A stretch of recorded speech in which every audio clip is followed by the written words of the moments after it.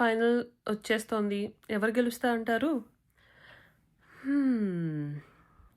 నిద్రపోతున్న బిగ్ బాస్‌ని నిద్ర లేపి, దొంగతనాలతో అల్లాడిచ్చేసి ఒక్కొక్కళ్ళని, చివరికి బిగ్ బాస్‌కే తీయి డోర్ నేనెళ్ళిపోతా అని షాక్ ఇచ్చి, షేక్ చేసిన సంజన గారు గెలుస్తారంటారా?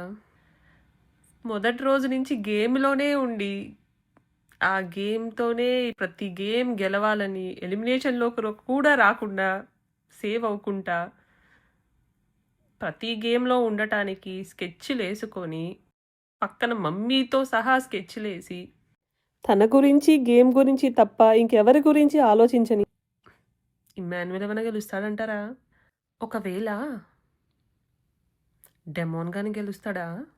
ఎందుకంటే డెమోన్ ఎక్కడ గెలిచిపోతాడో అని చెప్పి డెమోన్ ఆటలాడించకుండా కూర్చోబెట్టాడు.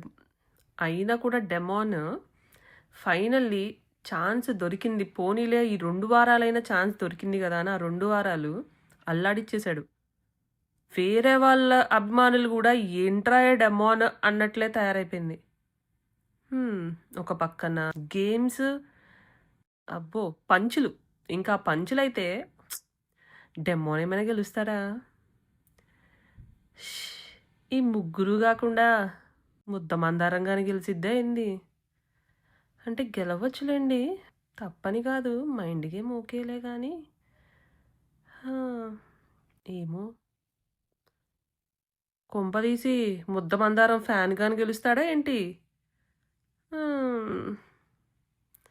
ఫ్యాన్ తనకన్నా ఎక్కువ తనలో ఉన్న ముద్ద మందారం ఫ్యానిజము భజనే ఎక్కువగా అనిపించింది. అందుకే ఏమో. అందరూ ఇదే టెన్షన్‌లో ఉన్నారా? ఇదే ఆలోచిస్తున్నారా? ఎవరు గెలుస్తారు ఏంటి అని? అయిపోయింది. ఓటింగ్స్ కూడా క్లోజ్ అయ్యాయి. ఇంకేం టెన్షన్ పడొద్దు. లీకులు చెప్పటానికా నా దగ్గర అంత సినిమా లేదు. నాకెవరు తెలీదు. నా దగ్గర లీక్స్ ఏం రావు. మీతో పాటు కూర్చొని చూడాల్సిందే నేను కూడా.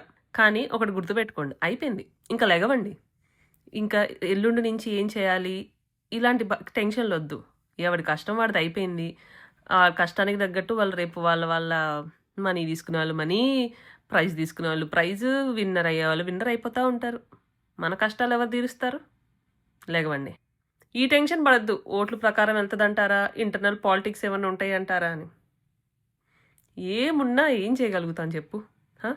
మీరేమైనా చేయగలరా? నేనేమైనా చేయగలుగుతానా? ఏం లేదు కదా. లేచి పో, కనీసం ఇంట్లో వాళ్ళ కోసమన్నా ఏదన్నా చెయ్యి. ఓకే, చల్.